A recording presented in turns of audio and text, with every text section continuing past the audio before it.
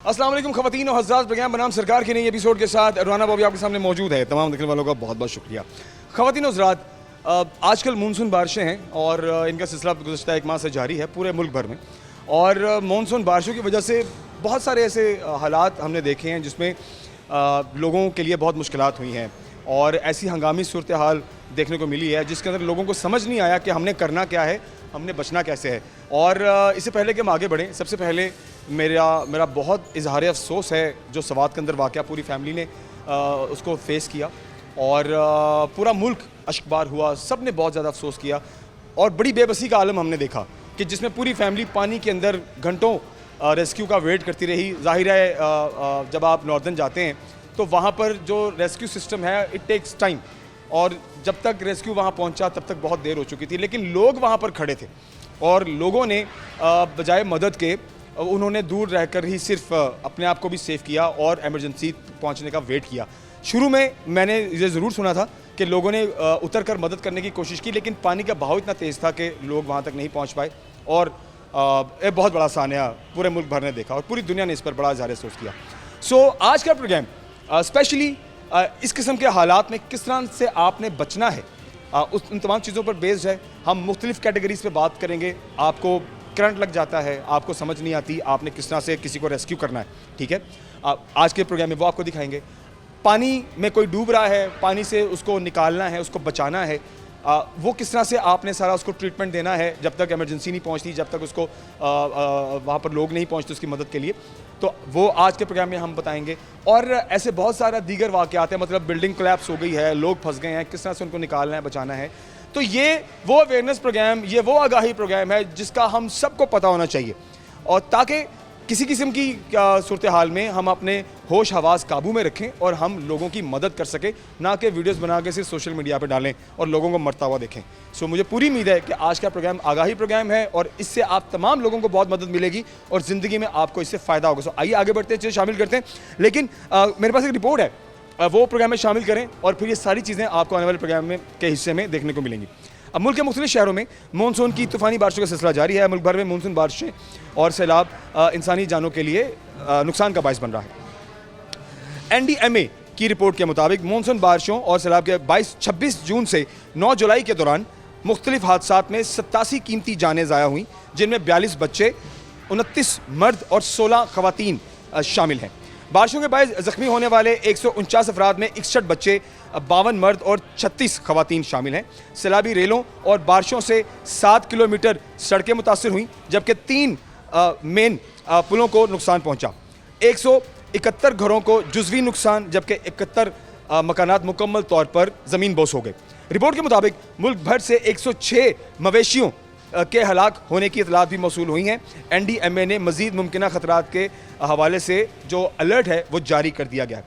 अब आज के प्रोग्राम में ये सारी चीज़ें हम शामिल करेंगे और मानसून बारिशें हैं, आपने किस तरह से ख़ुद को सेफ़ रखना है, किस तरह से चीज़ों को ध्यान में रखना है, बिजली के आलात से किस तरह से ख़ुद को ध्यान में रखना है, बचाना है, पानी से आपने किस तरह ख़ुद को बचाना है और किसी भी किस्म की हंगामी सूरत हाल में आपने किस तरह से सर्वाइवल देना है लोगों को। ये बहुत इंपॉर्टेंट आप तमाम लोगों के लिए आज का प्रोग्राम, तो प्रोग्राम को एंड तक लाजमी देखें। आइए आगे बढ़ते हैं, चीज़ें शामिल करते हैं, देखते रहिए प्रोग्राम बनाम सरकार। ख़वातीन हज़रात, आज का प्रोग्राम आगाही प्रोग्राम है और मैं भरपूर कोशिश करूँगा कि आज के प्रोग्राम की वसातत से जितने भी हंगामी हालात अगर हम उनमें कहीं ख़ुद को पाते हैं या करीबी लोगों को देखते हैं तो हम उनकी हेल्प कर सकें, उनकी मदद कर सकें और ऐसे हादसात में किस तरह से आपने बाहर निकलना है वो तमाम तर अवेयरनेस मैं आप तक पहुंचाऊं। ज़फ़र इकबाल साहब हमारे साथ मौजूद हैं, आप डिस्ट्रिक्ट एमरजेंसी ऑफिसर फैसलाबाद हैं। सर से हमेशा ऐसे हालात मामलात में मुलाकात मेरे लिए बड़ी ज़रूरी होती है ताकि हम एक आगाही बेस्ड प्रोग्राम कर सकें और लोगों तक ये पैगाम पहुँचा सकें कि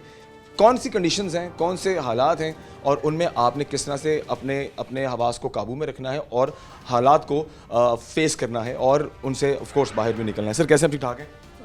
अस्सलाम वालेकुम, थैंक यू वेरी मच। कैसे, ठीक ठाक हैं? I am good. अच्छा सर, पूरे मुल्क में एक तो मानसून बारिशें हो रही हैं और उसकी वजह से हादसात, ऐसे हादसात रोनुमा हो चुके हैं जो शायद गुज़श्ता पिछले सालों में कम हमने देखे हों, इस बार बहुत ज़्यादा हैं। मुझे बताएंगे कि इस बार ये इतना बड़ा हमें चेंज क्यों देखने को मिल रहा है? अगर हम मानसून की बात करें तो हर साल की तरह बारिशें तो लास्ट ईयर भी काफ़ी हुई और इस दफ़ा भी हो रही हैं और जो हादसात हैं वो मिलते जुलते हैं। अगर हम देखें कि छत कोलैप्स हुई है कोई भी, तो छत लास्ट ईयर अगर मानसून तो वही कोलैप्स हुई जो वीक स्ट्रक्चर्स थे। इस दफ़ा भी ऐसे ही हुआ कि अगर कुछ कोलैप्स हुई तो वो वीक स्ट्रक्चर ही हैं जो कोलैप्स हो रहे हैं। अब रीज़न क्या है, समटाइम हम अपनी छतों को देखते नहीं है कि क्या पानी उससे निकल रहा है, तो पानी ऊपर इकट्ठा हो जाता है। जब पानी इकट्ठा होता है तो वज़न बढ़ जाता है छत के ऊपर, उससे वो कोलैप्स कर जाती हैं। जो कच्चे घर या कच्चा मकान है तो वो ज़्यादा बारिश की वजह से वो पूरा गीला होने की वजह से ओवरऑल स्ट्रक्चर वीक हो जाता है, तो जिसकी वजह से सॉरी वो कोलैप्स हो जाता है। तो पैटर्न ऑलमोस्ट सेम ही है जो लास्ट ईयर या जिस तरह से भी मानसून में होता है। अच्छा सर, मुझे थोड़ा बताइए कि गुज़श्ता अगर हमको 1 माह की या 2 माह की अगर हम रिपोर्ट, क्योंकि जब से बारिशों का सिलसिला जारी है, एक तो मुझे बताइए कि हमारे फैसलाबाद में पूरे डिस्ट्रिक्ट में कितने हादसा रोनुमा हुए हैं, उनमें मानसून का कितना अमल दखल था, बारिशों का आजकल जो सीज़न चल रहा है उनका कितना अमल दखल था? जो अभी बारिशों के रिलेटेड तो मैं कहूँ कि 7 ऐसे हुए जिसमें कोलैप्स हो गए, जिसमें कोई कमरे की छत गिर गई या कोई दीवार गिर गई या फिर कोई कच्चा स्ट्रक्चर था जो जानवरों का बहाना बनाया हुआ था वो गिर गया। 7 इंसिडेंट और जिसमें तकरीबन कोई 15 लोग ज़ख्मी हुए। लकीली उनमें से कोई भी क्रिटिकल इंजर नहीं था जिसको फर्स्ट एड के बाद हॉस्पिटलाइज किया गया है। अच्छा सर, जैसे कि भाई हमने शुरू में बात की है कि अगर हमें अपनी छतों में या दीवारों में कहीं पानी रिसता हुआ महसूस हो तो हम ये समझ लें कि ये अलार्मिंग सिचुएशन है।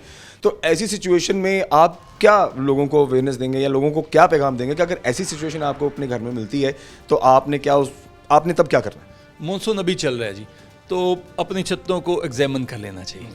अगर तो अपने नाले चाले चेक बिल्कुल वो चेक कर लेने चाहिए कि अभी एक स्पेल गुजरा है, आगे भी स्पेल्स आएंगे, तो अपनी छतों को चेक कर लें, वहाँ पे पानी नहीं रुकना चाहिए। अगर कोई रिपेयर होने वाली है, चाहे वो कच्ची छत है वो भी रिपेयर होती है, तो उनको टाइमली रिपेयर कर लेना चाहिए ताकि हम किसी भी तरह के हादसे से बच सकें। इस तरह से आप बेशक अपने जानवरों के लिए बनाया हुआ है, एक बहाना बनाया हुआ है, एक पूरा डेरा बनाया हुआ है, तो उसको भी चेक कर लेना चाहिए प्रॉपरली कि वहाँ पे बंदे भी काम कर रहे होते हैं। खुदा न खासा कोलैप्स होगा तो वो कोई आदमी भी उसके नीचे आ सकता है। अच्छा सर, मैं इससे पहले कि हम ब्रेक की जानिब जाएं, मुझे आप थोड़ी सी डिटेल बताएं कि कौन कौन से हादसा अभी रोनुमा हुए हैं ताकि हम उनको 1 बाय 1 एक तो आप उस पर बात कर सकें और उनमें फिर किस तरह से जो देखने वाले हैं उन्होंने बचना है, वो फिर हम जो है ब्रेक के बाद वापस आए तो फिर हम डिटेल पे जाएं। इसमें जी मैंने कोलैप्स की बात की, तो दूसरा इलेक्ट्रिक शॉक। जो मानसून में आप देखते हैं कि इस सीज़न में इलेक्ट्रिक शॉक के इंसिडेंट बहुत बढ़ जाते हैं, तो अलार्मिंग भी है ये कि अगर मैं डेथ्स की बात करूं तो लास्ट जो ये 5 वीक्स का अगर हम डेटा देखें तो उसमें 16 लोगों की डेथ हो चुकी है इलेक्ट्रिक शॉक से। और उसमें बारिश का पानी इन्वॉल्व है या ये जनरल इलेक्ट्रिक शॉक्स हैं कि कभी फ्रिज से पड़ गया या किसी तार से पड़ गया? इसमें जी अगर सोली ये कह दिया जाए कि ये ड्यू टू मानसून है तो ऐसा नहीं है, बट कुछ इंसिडेंट ऐसे हैं जो मानसून रिलेटेड भी हैं। जैसे खंबे में किसी जगह पे लाइव बारिश थी और वो उसमें करंट आ गया, फिर घर की तारें बिल्कुल घर के साथ टच हो गई। ऐसा इंसिडेंट हो चुका है कि वो बिल्कुल टच हो रही थी और बारिश के दौरान इवन आग लगी वहाँ पे ना, करंट लगने की वजह से आग लगी उसमें कि वो टच हो रही थी और स्पार्क कर रही थी बार बार ना, तो वहाँ पे आग लगी। तो मेनली घरों के अंदर हमारी इलेक्ट्रिक मोटर्स हैं, अब मॉइस्चर आ जाता है। अब बरसात में होता है कि 2 फैक्टर, एक तो वो बारिश हुई, दूसरा एयर में इस कदर मॉइस्चर होता है तो हमारे पुरानी इलेक्ट्रिकल अप्लायंसेस शॉर्ट हो जाती हैं, उनमें करंट आ जाता है। तो बहुत सारे इंसिडेंट ऐसे हुए जिसमें पानी की मोटर से किसी को करंट लग गया। घर में कोई वायर्स थी जो हमने बेतरतीब फेंकी हुई, हम उसके ऊपर से भी चल जाते, हमें पता ही नहीं वो कहाँ से डैमेज हो चुकी है। किसी बच्चे का बड़े का जब उसको हाथ लगा या उसको उठाया उससे करंट लग गया। हम पंखे चला रहे हैं, पंखों को हम चलते कोई कोशिश करते उठा लें, ये जो पेडिस्टल फैंस हैं, पेडिस्टल फैंस है, तो ये इसमें बहुत सारे इंसिडेंट हुए जिसमें पंखे से करंट लग गया। तो भाई खुदा के लिए अगर आपने पंखे को मूव करना है एक जगह से दूसरी, पहले उसका स्विच ऑफ करें, प्लग ऑफ करें और उसके बाद उसकी जगह जब वो रुक जाए, बिल्कुल वो रुक जाए, फिर उसकी जगह चेंज करें। खदीजा साहब, ब्रेक की जाने वापस आते हैं। Overall number of incidents sir से उस पर डिस्कशन करते हैं ब्रेक के बाद। और जैसे कि एक कंडीशन हमने बारिशों की वजह से आपको बताई है जो कि छतें कोलैप्स हो रही हैं, उसमें आपने सर्वाइवल कैसे करना है और उसके बाद अगर करंट की सिचुएशन होती है तब आपने किस किस कंडीशन में किस तरह से सर्वाइवल करना है, उस पर डिस्कशन करते हैं। वापस आते हैं, हमारे साथ रहिए। खवातीन साथ हम वापस आ चुके हैं और ज़फ़र इकबाल साहब हमारे साथ मौजूद हैं। आप डिस्ट्रिक्ट एमरजेंसी ऑफिसर फैसलाबाद हैं। पिछले हिस्से में हमने आपको बताया कि 2 कंडीशंस अभी हमने डिस्कस की हैं जिसके अंदर एक तो छतों का कोलैप्स होना है और दूसरा करंट है। अच्छा सर, करंट लगता है situation is very like critical हो जाती है, क्योंकि किसी को हैवी शॉक भी लग जाता है, किसी को हल्का सा झटका भी लग जाता है। लेकिन जिनको हैवी शॉक लगता है, कई लोग तो वैसे ही अपने होश बाख्ता हो जाते हैं, उनको अपनी बिल्कुल सेंसेस नहीं होती और उनको emergency treatment at the same spot at the same time बहुत इंपॉर्टेंट होता है। तो काइंडली मुझे बताएं कि अगर ऐसी सिचुएशन में एक बंदा जो हमें डेड बॉडी टाइप लग रहा है, तो उसको रिवाइवल के लिए कौन सी जो है वो ट्रीटमेंट देना सबसे पहले इंपॉर्टेंट है? इलेक्ट्रिक शॉक में या कोलैप्स में किसी भी सूरत में अगर खुदा न खासा कोई बंदा की सांस रुक गई है ना, और दिल की धड़कन भी रुक गई, और ऐसा मेजॉरिटी केसेस में जिसमें सीवियर इलेक्ट्रिक शॉक लगता है उसमें सांस भी रुक जाती है, दिल की धड़कन भी रुक जाती है। हमारे गांव देहात में अभी तक लोग वही पुरानी मिथ पे जाते हैं कि इसको मिट्टी में दबा दें, इसकी रेत या मिट्टी के अंदर, रेत या मिट्टी में दबा दें तो इसमें से जो बिजली वो निकल जाए। तो भाई ऐसा कुछ नहीं है, बिजली निकल जाएगी, ये उसमें से निकल जाएगा करंट, ऐसा कुछ नहीं।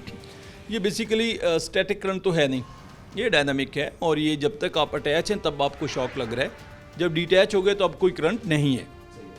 अब करना क्या चाहिए?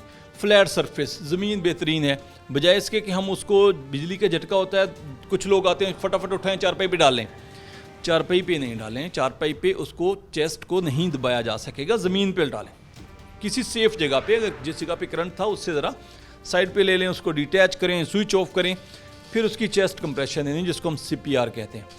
अगर आप CPR करते हैं 1.5 से 2 इंच तक आपने चेस्ट को दबाना है, बिल्कुल सेंटर ऑफ द चेस्ट, अपना हील ऑफ हैंड, दूसरा हाथ इसके ऊपर, और उसको आपने सेंटर ऑफ पॉइंट आपका ये हथेली का ये ठीक है, और सेंटर ऑफ चेस्ट में रखना है इस जगह पे। तो आपने 2 इंच तक उसको दबाना है। हार्ट वाली साइड को पुश करते हैं? नहीं जी, बिल्कुल नहीं, बिल्कुल सेंटर ऑफ द चेस्ट।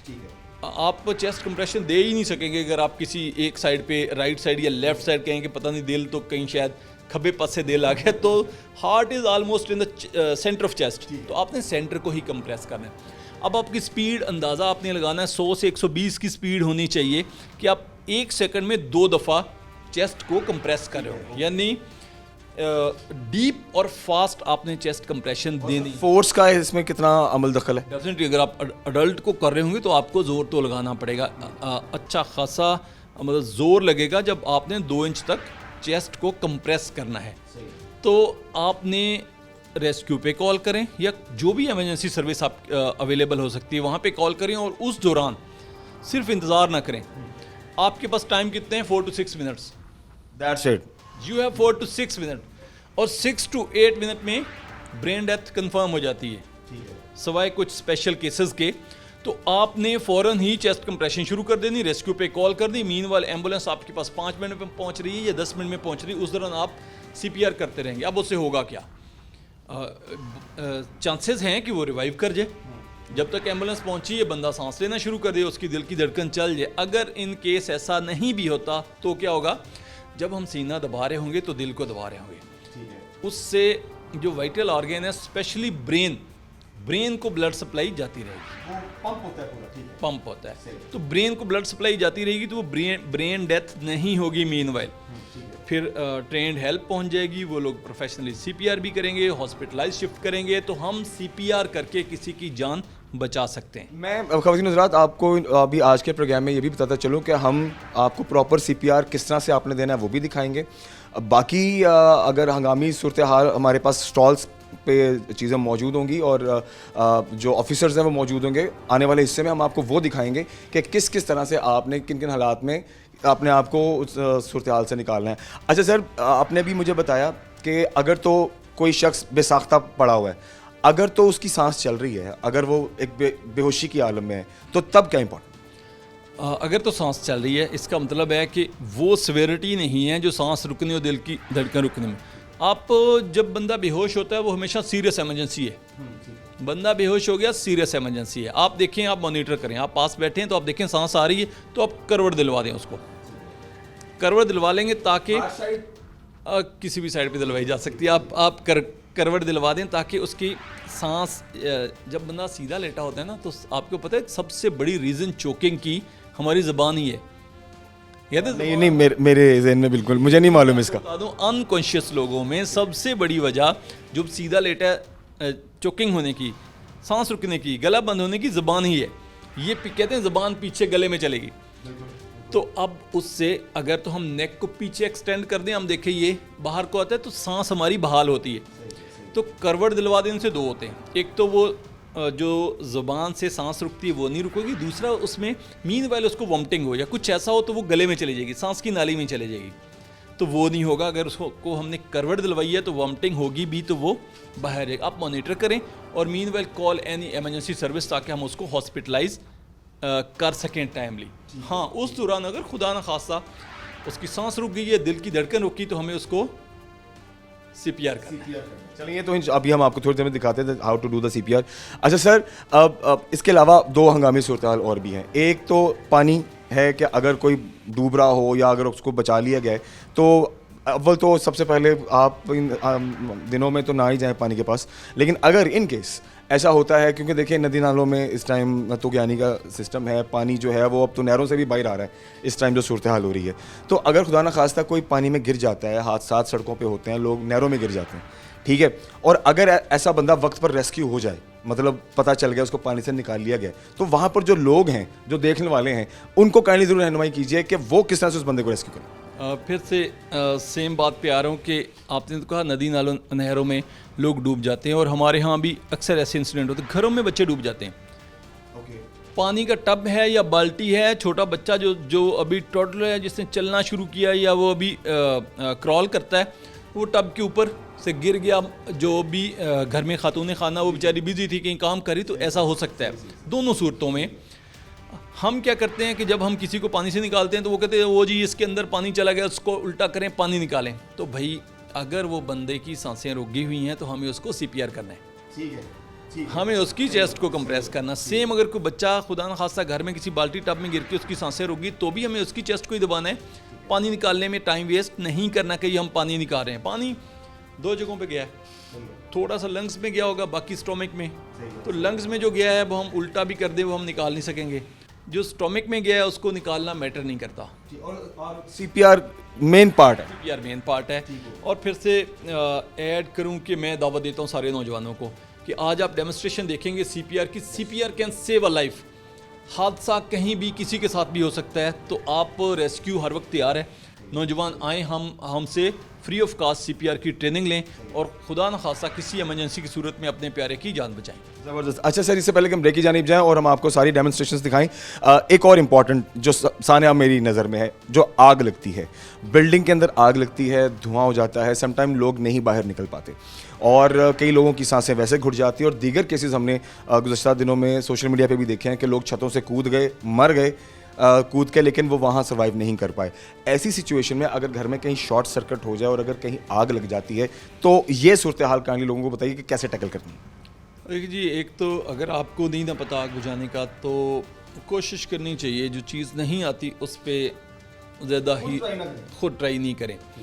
आपके पास अगर कुछ ऐसा है लाइक अगर एक सिलेंडर को आग लगी है तो आपको ये पता है कि आप किसी मोटे कपड़े से उसको कवर कर सकते हो तो कर दें, बजाय इसके कि आपका पूरा घर जल जाए, तो आप उसको बुझा सकते हैं। बट अगर वो आग फैल रही है और आपको पता है खुदा न खासा आप कहीं ट्रैप हो सकते हैं, तो आप बिल्कुल भी अपनी जान बचाएं, चीज़ें बाद में भी आ जाएंगी, फ़ौरन निकल जाएं। कबल इसके कि आग पूरी फैल जाए और आप निकल ना सके, धुआं भर जाए, आप निकल ना सके, आप लोग उसको एवैक्यूएट कर दें। 1 सेकंड, अगर कहीं पे आप फंस गए हैं, कोई गैलरी है, आपको पता है कि इतना डिस्टेंस अगले 30 फुट पे 40 फुट पे एक सीढ़ी है जहाँ से मैं निकल सकता हूँ, तो फिर भाई आप भाग के नहीं जाएं, कि अगर आप भाग के जाएंगे तो आपको सांस नहीं आएगी, वहाँ पे बेतहाशा धुएं। तो ज़मीन से जो कोई 2.5 फुट का फसला है ना, आप वहाँ से गुजरें तो वहाँ बिल्कुल बैठ जाएं, ज़मीन के करीब से होके जाएंगे तो वहाँ पे ऑक्सीजन मौजूद रहती है। तो आपको धुएं से निकलना है तो वो ज़मीन के करीब होके 2.5 फुट के फासले पे अपना मुंह करके, आपके पास कोई कपड़ा है तो मुंह कवर कर लें, गीला करके कवर कर लें, और ज़मीन के पास 2-2.5 फुट के फासले पे मुंह करके आप उस जगह से निकलने की कोशिश करेंगे। ठीक हो गया, ज़बरदस्त। ये कुछ हंगामी सूरत हाल हैं ख़वातीन हज़रात जो आपके साथ हमने शेयर की हैं। अभी हम जाएंगे हमारे नेक्स्ट स्टेप की जानिब और आज आपको सारी डेमोन्स्ट्रेशंस दिखाते हैं। जो अफसरान हैं वो डिटेल्ड भी आपको बताएंगे कि किस तरह से सिचुएशंस होती हैं, और फिर अगर आपने उसमें निकलना है, जैसे अभी हमने आग से बचने की बात की है, CPR की बात की है, और दीगर और भी ऐसी सिचुएशंस होंगी जब तक इमरजेंसी नहीं पहुंचती आप तक हेल्प, तब तक आपने किस तरह से सर्वाइवल करना है ये आपको पता होना चाहिए। सो आइए आगे बढ़ते थे, शामिल करते हैं हमारे साथ। ख़वातीन हज़रात, अब हम प्रोग्राम के अगले हिस्से में आ चुके हैं और इस हिस्से में एक तो मैं सारे स्टॉल्स आपको दिखाऊंगा, इक्विपमेंट भी हम सारा आपको दिखाएंगे कि रेस्क्यू किस तरह से किन हालात में कौन कौन से इक्विपमेंट यूज़ करता है। और अगर आपके पास ये इक्विपमेंट है तो दैट्स वेरी गुड। अव्वल तो नहीं होंगे क्योंकि ज़ाहिर है ये तो प्रॉपर इदारा है जो कि सारे मेन इक्विपमेंट्स को लेकर चलता है, लेकिन इसमें से कुछ ज़रूरी इक्विपमेंट आप अपने घरों में भी रख सकते हैं उस किस्म की सूरत हाल में जो मैं आपको अभी हम उस पर एक्सप्लेनेशन की जानिब जाएंगे। अभी सबसे पहले मैं आपको बताऊँगा CPR।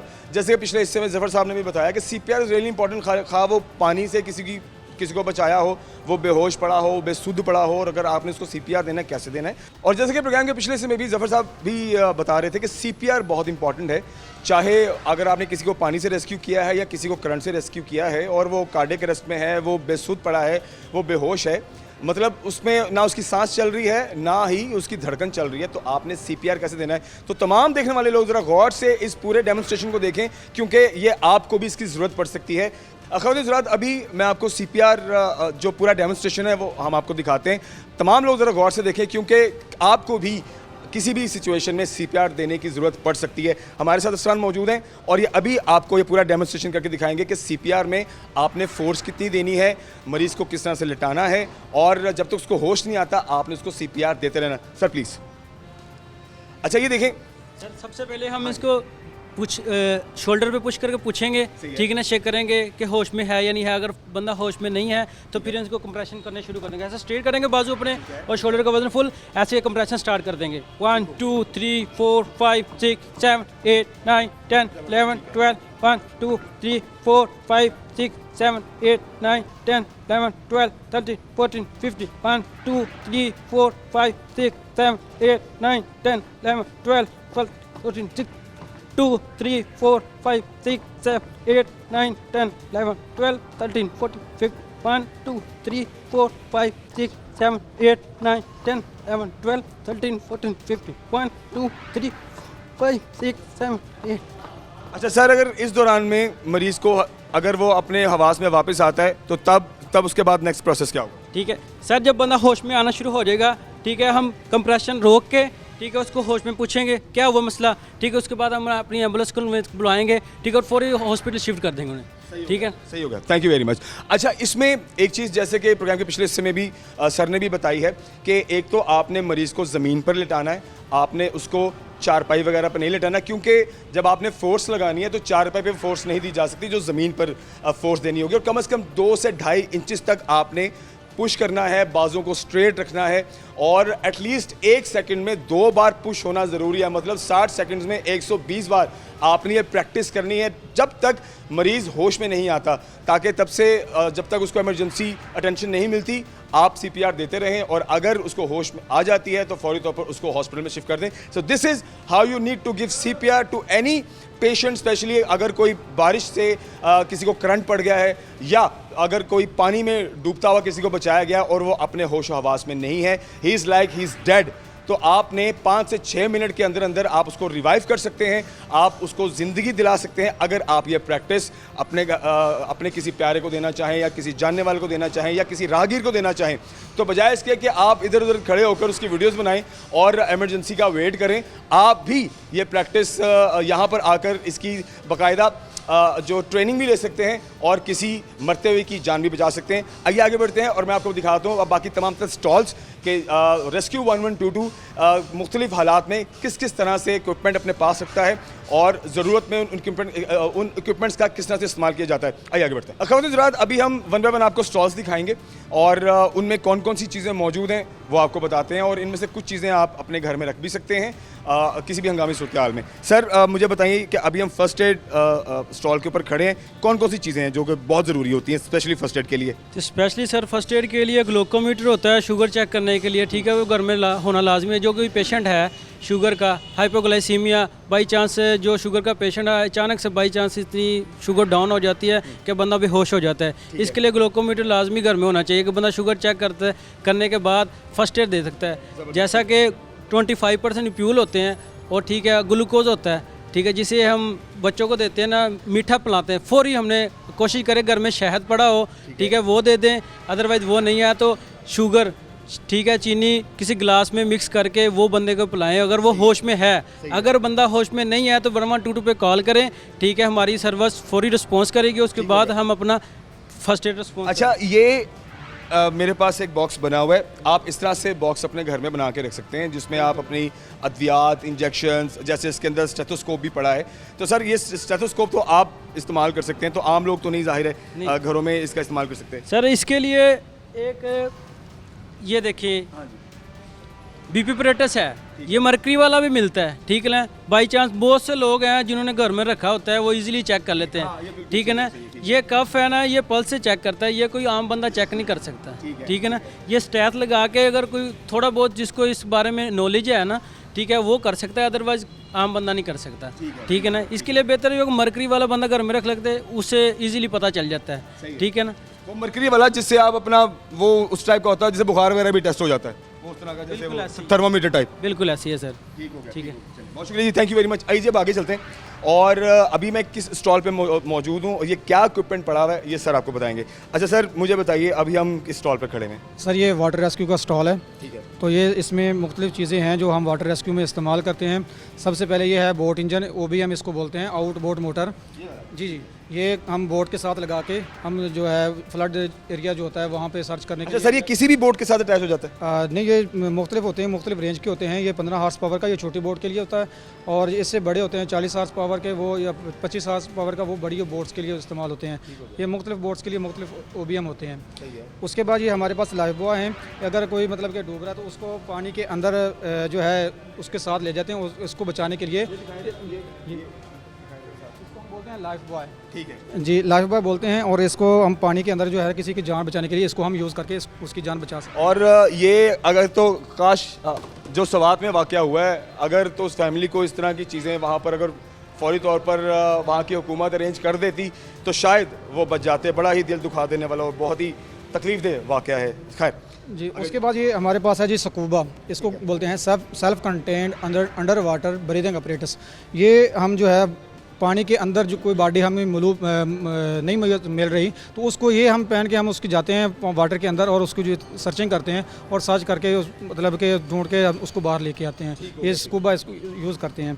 ये जो स्विमर्स होते हैं या जो डाइवर होता है वो ये पहन कर उतरता है पानी के अंदर, और ये तो स्कूबा एक्चुअली इसको पानी के नीचे रखता है और उस सर्चिंग में ऑफ कोर्स ये उसकी बड़ी हेल्प होती है। बिल्कुल सर, ये है हमारे पास स्लज सूट, और कोई गदला क्या है? Sludge suit. स्लज सूट, जी जी, इसको हम यूज़ करते हैं कि जो गदला पानी होता है उसके लिए हम यूज़ करते हैं।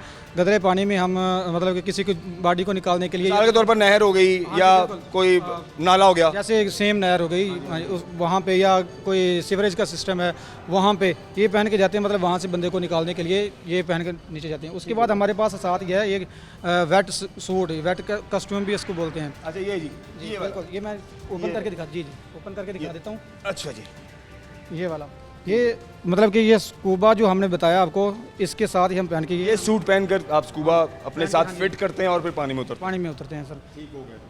उसके बाद ये लाइफ जैकेट सर आपको, हाँ, ये लाइफ जैकेट का तो सभी को पता होगा। जी लाइफ जैकेट का बता जी, मतलब कि ये हम पहन के अगर ये पहन लेते हैं तो मतलब कि कम से कम 70 प्लस जो है वहाँ 150 प्लस जो है वो उसको हम पहन के बना के उसको जो है ना स्विमिंग करवा सकते हैं। सही है, सही। और ये स्पेशली वो लोग जो नॉर्दर्न्स में जाते हैं या जो लोग कश्तियों में इधर उधर सफ़र भी करते हैं, अगर वो ये पहन कर उतरें तो मेरे ख्याल से अल्लाह ना करे कोई हादसा हो तो कम से कम लाइफ आपकी बच जाती है। जी, ये हमारे पास एक डिवाइस है, ये इसको हम बोलते हैं सोनार।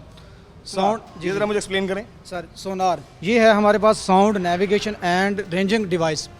इसका जो मेन पर्पज़ है कि इसको हम लगा के, इसकी रेंज होती है कि 50 मीटर के एरिया में ना कोई बॉडी या कोई चीज़ पड़ी है तो उसको हम सर्च कर सकते हैं नहर के ऊपर रह के, पानी के ऊपर सतह ह्यूमन बॉडी सर्च कर सकते हैं। ये मतलब वाटर लेवल के ऊपर रह के हम उसको सर्च करते हैं कि कहाँ पे पड़ी है, वो हम कोशिश करते हैं कि इससे हमें मिल जाए।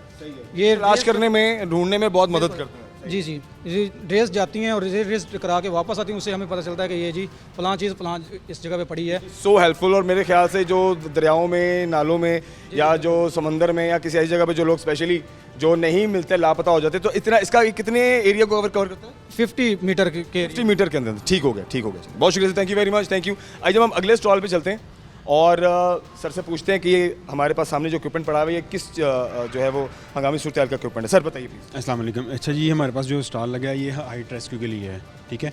ऐसा कोई पेशेंट या ऐसा कोई विक्टिम जो हाइट पे फंस जाता है, अल्लाह ना करे अगर कोई फायर केस आता है उसमें, या कोई बिल्डिंग कोलैप्स होती है जो ऊपर हाइट में फंस जाता है, हमारे पास ये रोप है, ये हमारा फुल बॉडी हार्नेस है। ठीक है। अच्छा, ये स्पेशली जिन बिल्डिंग्स में आग लग जाती है, लोग बालकनीज में आ जाते हैं, लोग रेस्क्यू मांगते हैं, वो नीचे नहीं उतर पाते, तो फिर ये इक्विपमेंट उसके लिए यूज़ होता है। ये देखें, ये इसकी बेल्ट है, ये यहाँ पे हम इसको आसानी से पहन सकते हैं, इसमें दोनों पाउंड गुजार के इसके अंदर से, ठीक है। इसको हम कमर पहन लेते हैं और इसको बंद कर लेते हैं, ठीक है। इसके बाद हमारे से ये डी रिंग है और फिगर ऑफ 8 है। ये हमारी डी रिंग इस्तेमाल होता है हाइट पे किसी भी रोप को मूव करवाने के लिए, ठीक है, ब्रेक लगवाने के लिए। ये हमारा अटैच करने के लिए इस्तेमाल होता है, इसको कहते हैं डी रिंग, ये हो गया फिगर ऑफ 8, ठीक है। ये भी फुल बॉडी हार्नेस है, ये भी फुल बॉडी हार्नेस है। ये हमारे पास असेंडर आते हैं और डिसेंडर आते हैं, ये चढ़ाई और उतराई के लिए बिल्कुल ऐसे ही है। ये देखिए, इसके साथ हम अगर किसी बिल्डिंग में हमारी एंट्री नहीं है, जैसे कि समझ लें कि वहाँ पे और उसकी स्टेयर्स नहीं है, ठीक है, हमने आउटसाइड से हमने अप्रोच करनी है, तो हम रोप वहाँ पे अटैच करके इसके साथ असेंडिंग कर लेंगे, ठीक है। और अगर हमारे पास बाहर निकलने का भी रास्ता बाद में नहीं है, हम इसके साथ डिसेंडिंग कर लेंगे। ये कितनी अच्छी डिवाइस है। अगर हम इसको यहाँ पे अपने हाथ में यूज़ करेंगे तो ये होगा, नहीं तो इसको रोप इसको ब्रेक लगवा देगा। अगर हम इसको बिल्कुल दबाएंगे फिर भी रोप ब्रेक लगा देगा, अगर इसको छोड़ेंगे फिर भी रोप ब्रेक लगा देगा।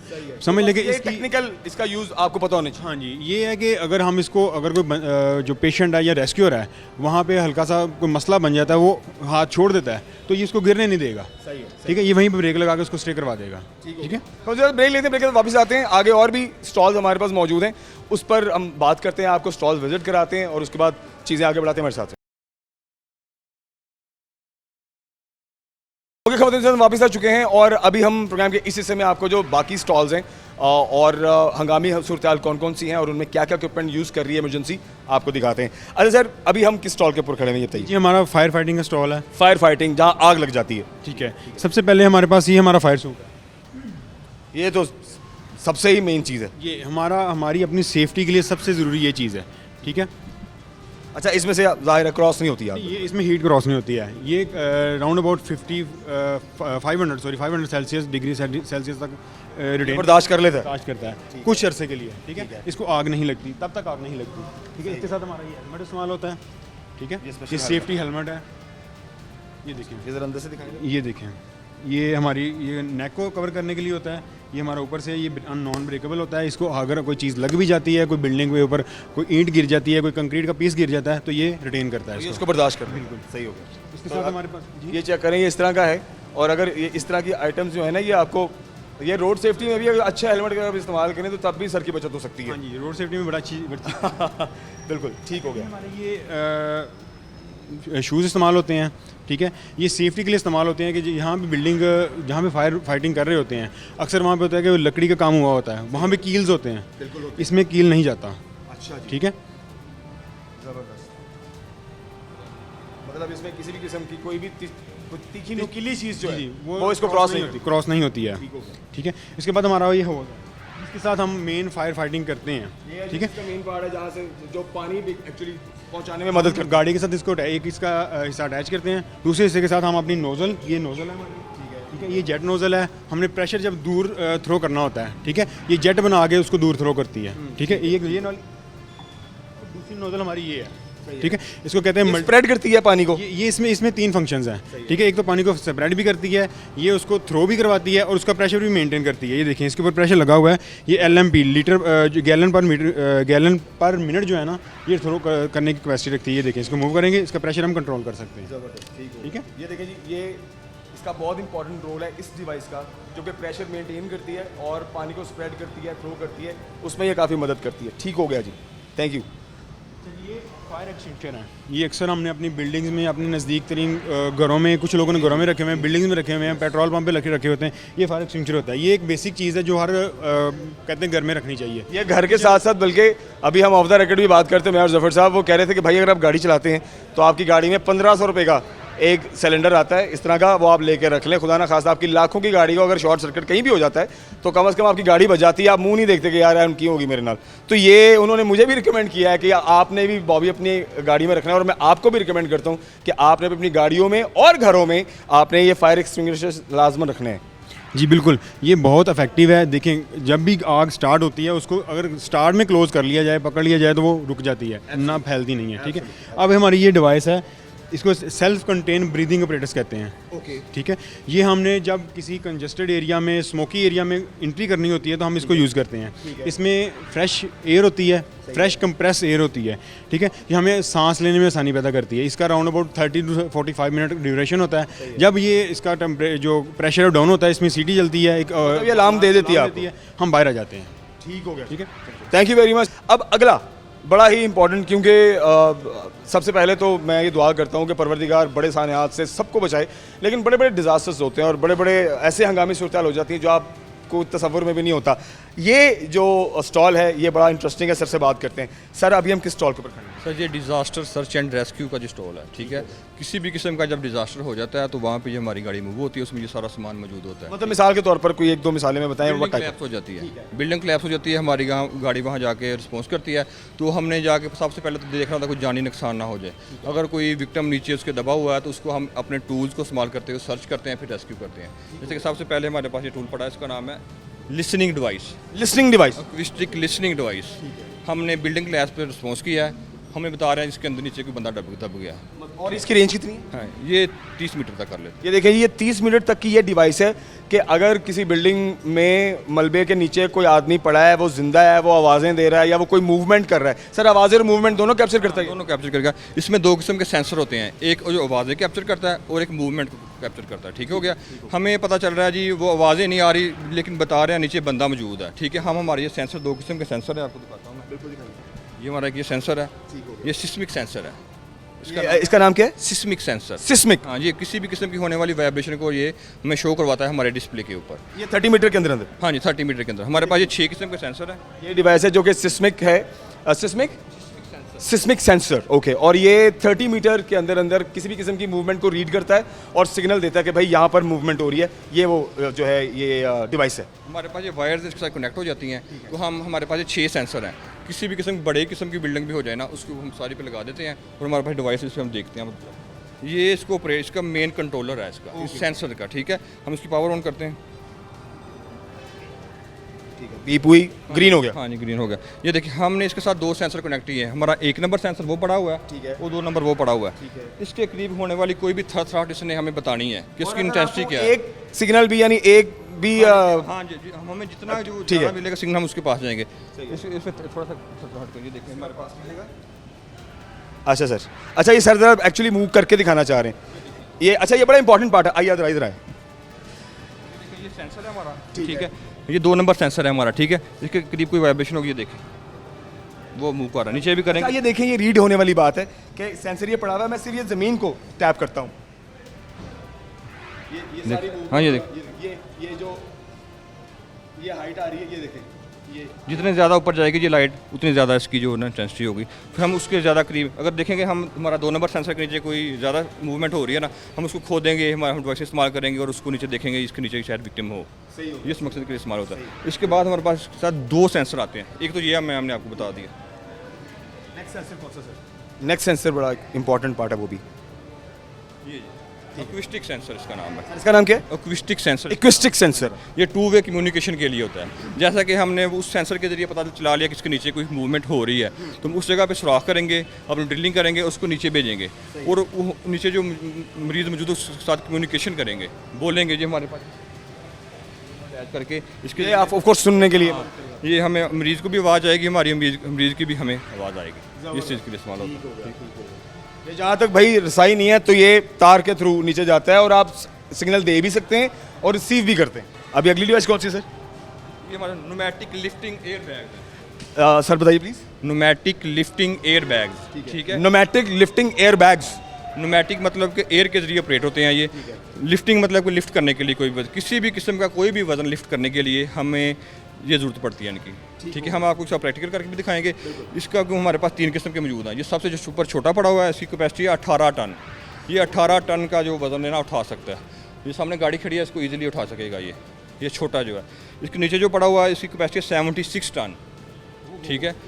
हमारे पास अगर इतनी भी, और ये देखिए कितनी बारीक सी है, इसका तो वेट भी नहीं है। हमें बस इतनी स्पेस चाहिए, हम उसको नीचे का कर देंगे और नीचे इसके एयर फिलिंग के लिए इसको ऑपरेट करेंगे। हम दिखाता हूँ। और ये किसी को सांस किसी का घुट रहा है, स्पेशली किसी भी सिचुएशन में, तो ये मलबा शलबा उठा लेता है और वहाँ पर स्पेस क्रिएट करता है, राइट सर? क्या लेके ऐसे कि कोई कंटेनर वो सारा भी अब डेमोन्स्ट्रेट करके दिखाएंगे। कोई कंटेनर वगैरह उल्ट गया तो नीचे बंदा है जी, हमें अब कोई रास्ता नहीं मिल रहा किस तरह उसको निकालें। फिर हमारे पास अगर इतनी स्पेस होगी तो हम इसको नीचे करेंगे, उसके जैसे प्रेड करेंगे, ये उसको उठा देगा। और सर ये मैक्सिमम कितनी जो है वो हाइट जो है वो बना देते ये जो हमारा छोटा है ये 18 इंच, सॉरी 9.5 इंचज़, ठीक है। छोटे वाला? छोटे वाला जो उससे बड़ा है वो 18 इंच और जो उससे बड़ा है वो 20 इंच तक, और ये 2 इकट्ठे भी इस्तेमाल हो सकते हैं। कह लें कि 20 और 20 40 इंच तक हम इसको उठा सकते हैं। अगर इंसान लेटा हुआ है तो 2.5-3 फुट का जो अगर स्पेस आपको बन जाए तो आप, अगर मैं कहूँ तो सारी गलत तो नहीं होगा ना? नहीं, ईजिली अगर 9 इंच भी ऊपर उठ जाए ना फिर भी आदमी नीचे से निकल आता है। हाँ, ये मैं आपको ऑपरेट करके दिखाता हूँ। बिल्कुल सर, ये डेमोन्स्ट्रेट करते हैं, बड़ा ज़रूरी है। और टनों के हिसाब से ये छोटी सी चीज़ टनों के हिसाब से वेट उठा सकती है और मलबा उठाती है। और ये स्पेशली जहाँ पर मलबा हो, जहाँ पर बिल्डिंग गिर गई है और मलबे के नीचे लोग आ गए हैं, तो उनको बचाने के लिए बड़ा इंपॉर्टेंट इसका रोल है। ये 76 टन ऊपर वाले का जो सबसे बड़ा है उसका 96 टन का, ये 76 टन तक का वेट जो है उसको लिफ्ट कर सकता है, उठा सकता है। हाँ, और उससे नीचे वाला 96 टन। ठीक होगा। ठीक है, इसको ऑपरेट करेंगे सिंपली, हम बटन प्रेस करेंगे, एयर इसके अंदर जाएगी। ये नीचे वाला कनेक्ट किया हुआ है हमने, तो वो ऊपर उठा,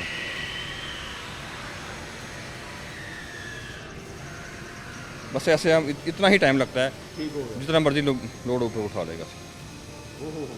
ये तो बहुत बहुत कमाल की टेक्नोलॉजी की एक चीज़ है।